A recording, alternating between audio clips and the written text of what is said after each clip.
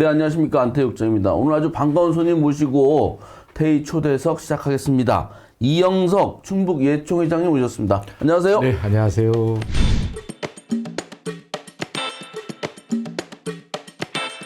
반갑습니다. 최근에 선거 아주 치열한 선거전을 통해서 이번 달부터 충북 예총회장에 취임을 하셨습니다. 네. 다시 한번 축하드리고요. 네. 소감 한 말씀 부탁드릴까요? 네.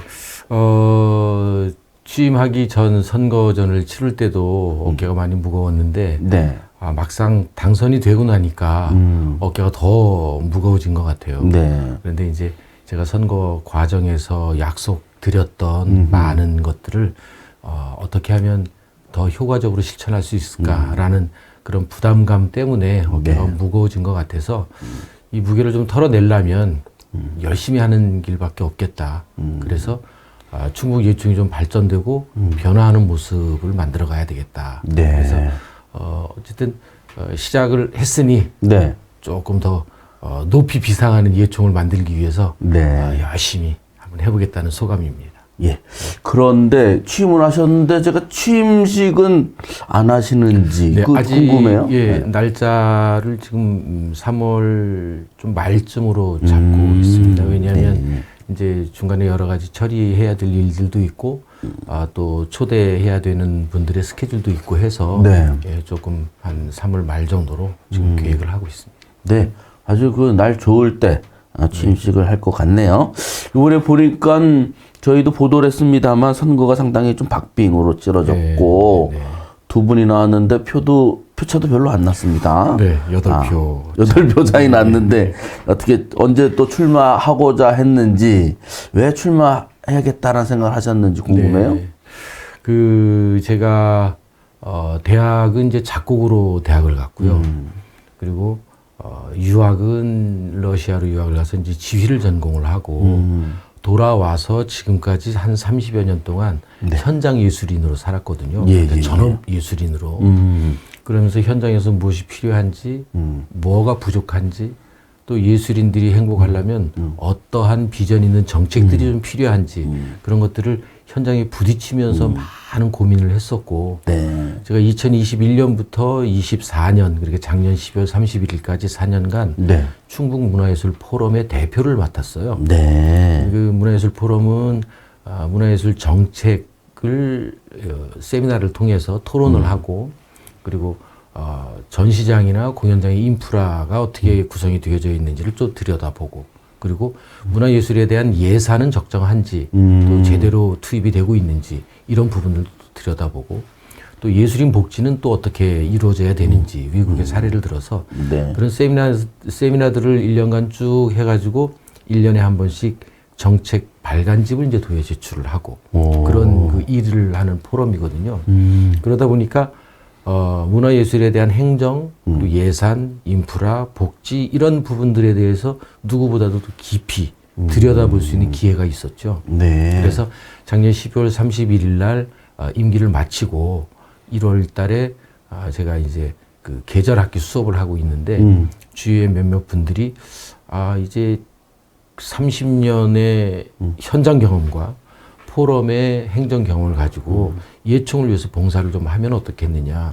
그래서 제가 가만히 생각을 해보니까 그렇겠다. 이게 마지막 봉사일 수도 있겠다 싶어서 그러면 요즘에 그 순수 예술이 힘들어지고 어려운 시기에 한번 봉사를 통해서 새롭게 좀 도약할 수 있는 기회를 좀 가지면 좋겠다 해서 그렇게 결심을 하게 됐습니다. 네, 알겠습니다.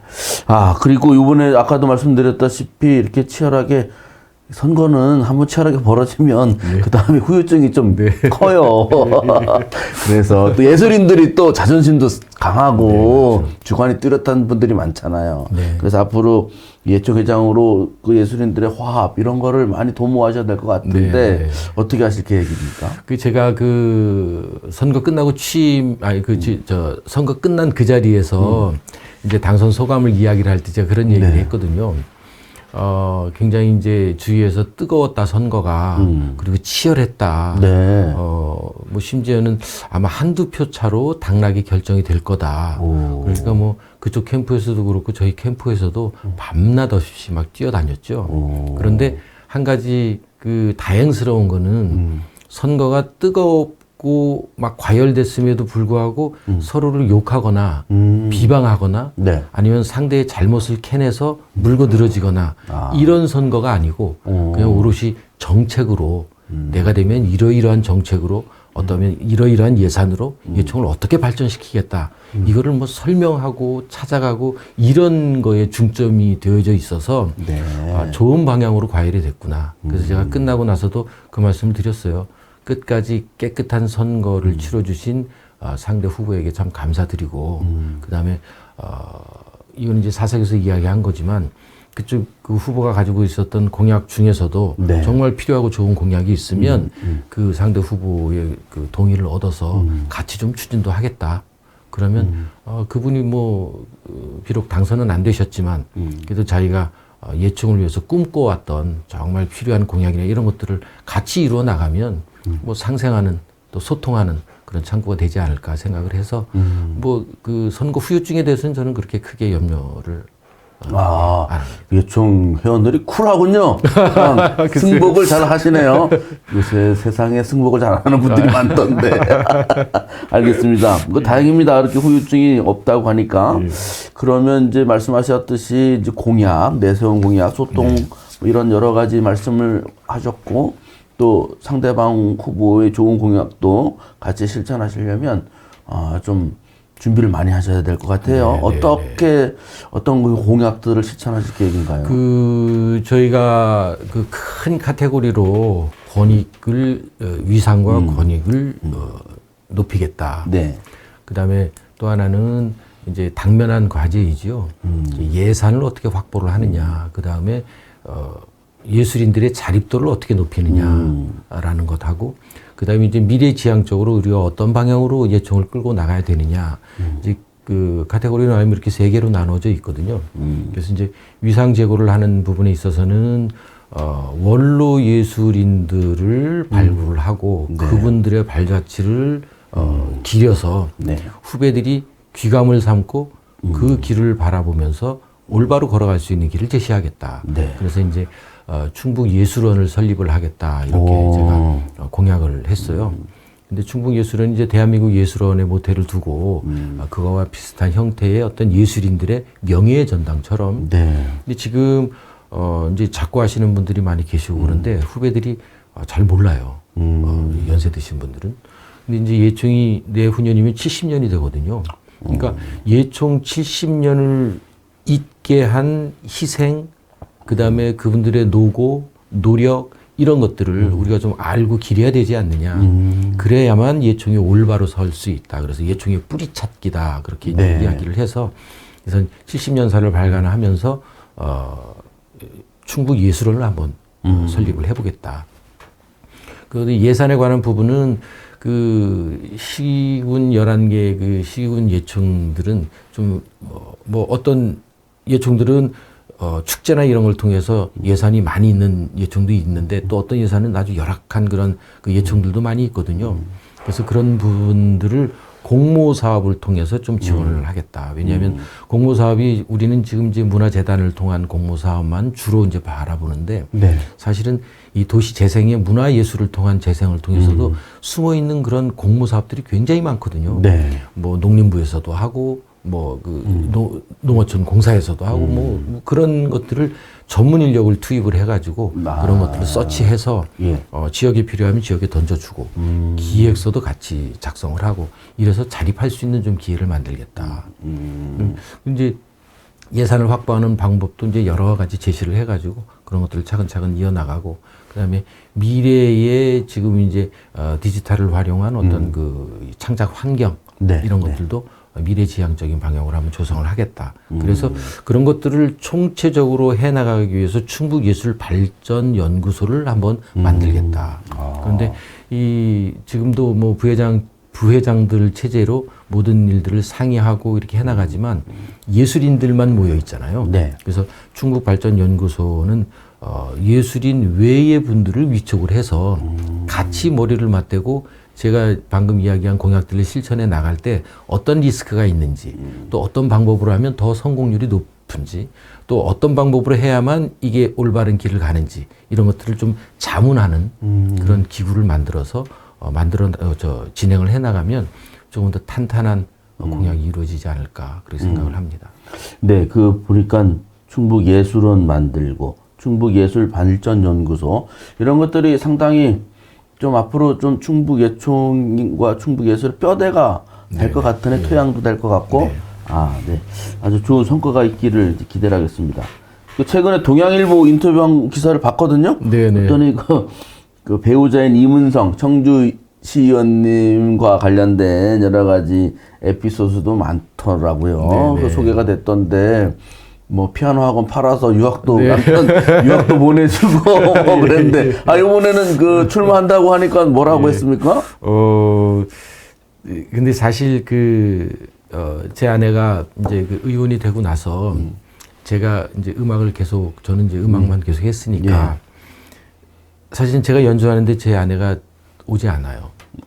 그리고 제 아내가 정치하는 일에 제가 누구를 만나거나 이렇게 관여하지 않아요. 왜냐하면 그 모습이 별코 그렇게 좋은 모습이 아니고, 왜냐하면 또 음악 예술인은 어떤 정치적 색깔은 좀 벗어나야 된다고 저는 생각을 해서 그래서 서로 하는 일을 존중은 하되 이렇게 선을 넘지 않는. 그래서 제가 예총회장에 나가겠다고 하니까 제 아내가 좀 고민을 하더니 당신은 잘 할 수 있을 것 같다고.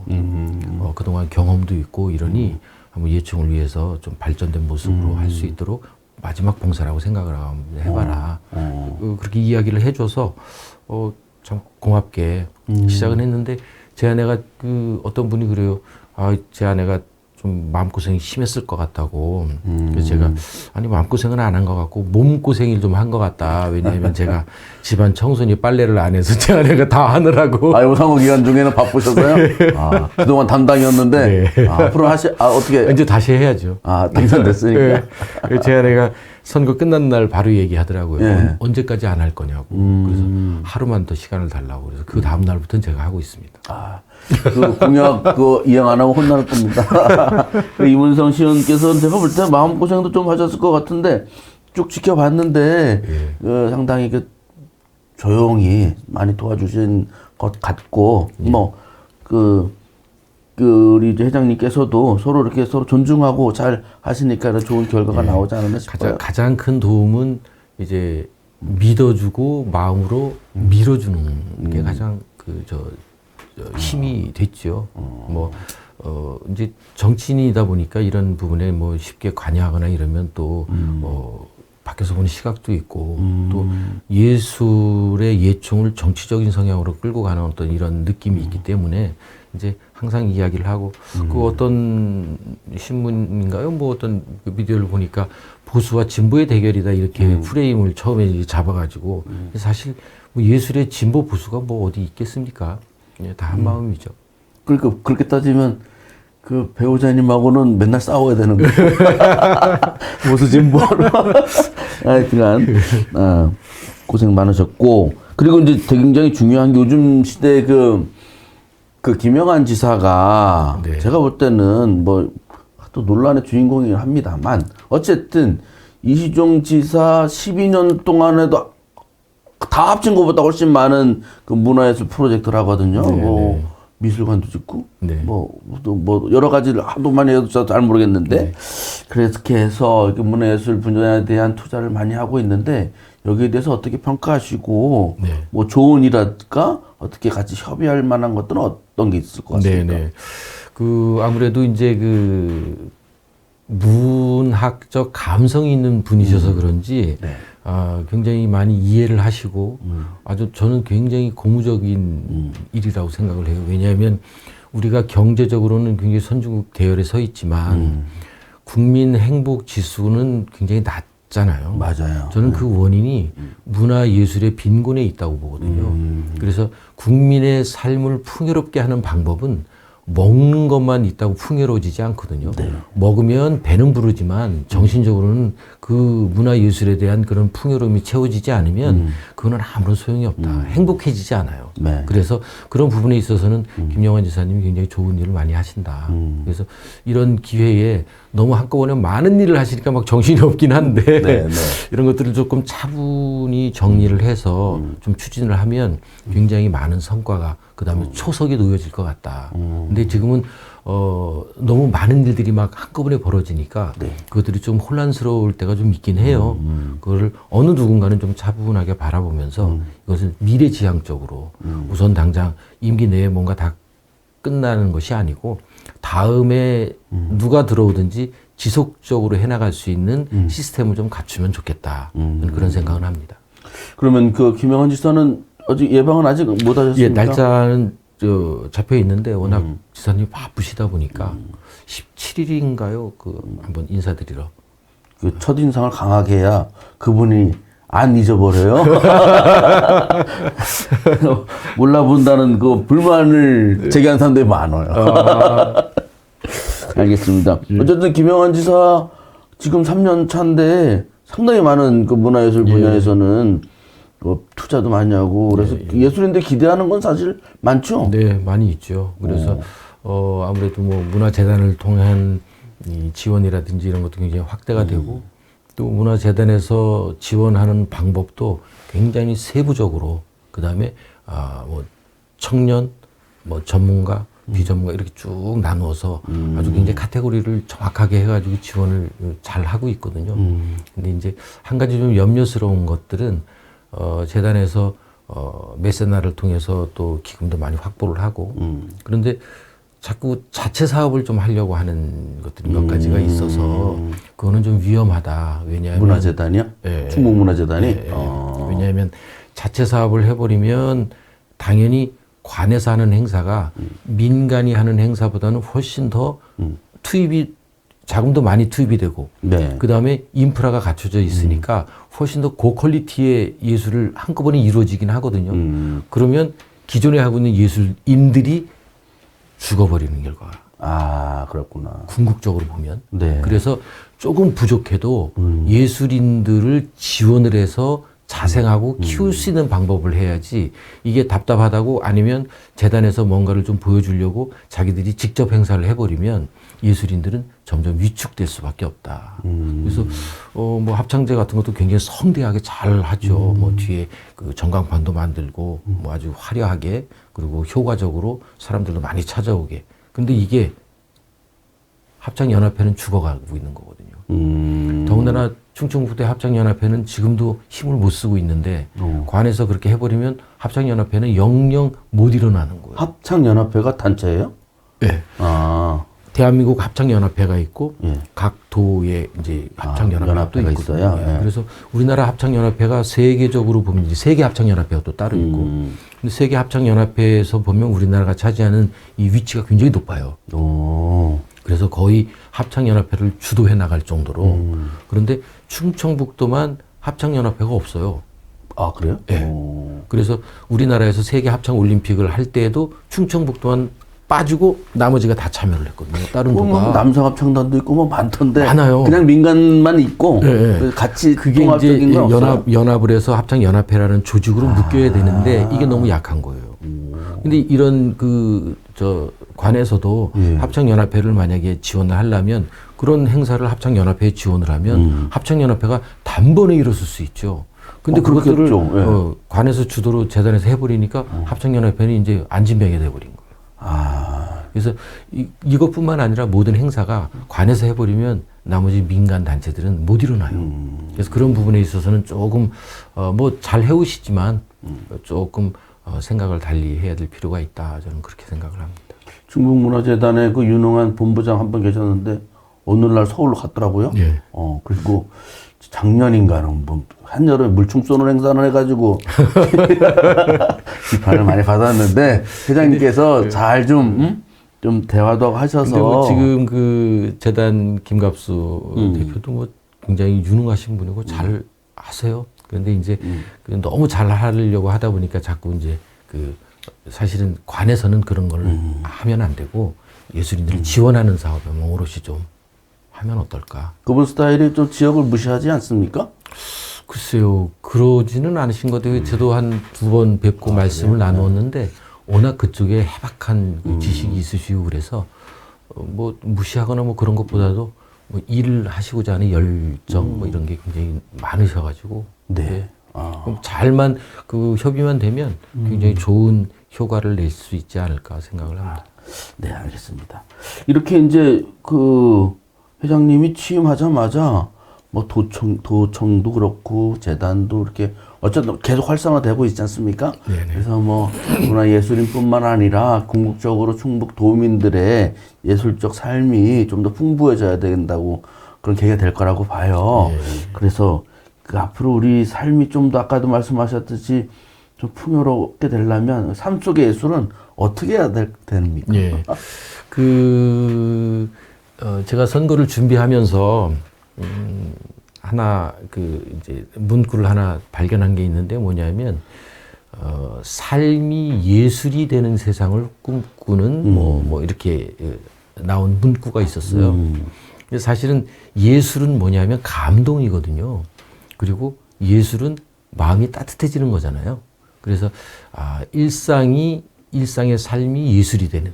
그래서 마음이 따뜻해지고 정말 배려하고 존중하고 이런 사회가 바로 예술이 가득한 사회다. 저는 이렇게 생각을 해요. 그래서 예총의 역할이 굉장히 크구나. 예술인들이 물론 뭐 예술이 꼭 도덕적이어야 되느냐 뭐 그런 거 관계가 없느냐에 대해서는 뭐 학문적인 또 이론적인 논란이 많이 있긴 하지만 어찌됐든 예술이라고 하는 거는 감동이다. 누구에겐가는. 그래서 그 감동이라는 게 사실은 이 마음이 굳어지면 남에 대한 배려도 없어지고 또 느끼지 못하면 그 아픔이나 기쁨이나 이런 걸 느끼지 못하잖아요. 그런 것들을 서로 공감하게 하고 하나 되게 하는 게 바로 예술이다. 그래서 그런 예술이 좀 넘치는 그런 충청북도를 만들기 위해서 예총이 더 좀 힘을 써야겠다. 그렇게 생각을 합니다. 네. 그 시청자들께서 잘 모르실 것 같고 저도 잘 몰랐는데 그 문화예술 포럼 대표하시면서 그런 문화예술 행정 네. 이쪽 분야에도 상당히 연구를 많이 하셨네, 그죠? 네네. 그런 그 지금 내공이 있으신 것 같다. 이런 생각이 듭니다. 자, 마지막으로 예총 회원들하고 네. 도민들께 인사 말씀 좀 네. 부탁드리겠습니다. 존경하는 충북예총 회원 여러분 그리고 도민 여러분, 새롭게 25대 충북예총 회장에 취임한 이영석입니다. 예술이 삶이 일상이 되는 그러한 세상을 꿈꾸는 그런 예총이 되도록 노력을 할 거고요. 예술과 함께 우리의 삶, 예술인의 삶뿐만 아니라 도민 여러분의 삶도 풍성해지는 그런 삶을 누리실 수 있게 저희 예총 회원들 저와 더불어 열심히 한번 해보겠습니다. 더 관심을 가져주시고 사랑해 주시고 함께 해주시면 더 큰 곳으로 나아갈 수 있지 않을까 생각을 합니다. 오늘 이렇게 불러주셔서 너무 감사하고요. 더 열심히 하겠습니다. 믿어주십시오. 감사합니다. 네, 바쁜 시간에 나와주셔서 감사드리고요. 그 마지막으로 운길권 청주예총 회장. 네네. 이하고는 사이가 어때요?